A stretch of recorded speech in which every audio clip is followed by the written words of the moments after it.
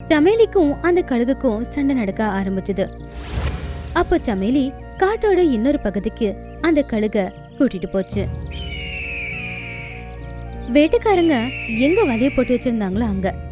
அப்ப அந்த கழுகு சமேலி எங்க போகுதோ அங்கேயே பின்தொடர்ந்து போச்சு. அப்போ சமேலி அந்த வலை எங்க இருக்கோ அது பக்கத்துல நெருக்கமா போச்சு. அதுக்கப்புறமா கொஞ்சம் அந்த பக்கம் போயிடுச்சு. ஆனா கழுகோட வேகம் அதிகமா இருந்ததுனால அதால இன்னொரு பக்கத்துல பறக்க முடியல.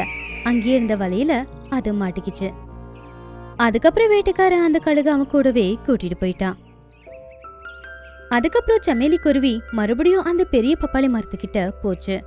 சமேலி, உனக்கு ரொம்ப ரொம்ப நன்றி. நீ ரொம்ப நல்லவ. உன்னோட உயிரை பணைய வச்சு என்ன நீ காப்பாத்திருக்க.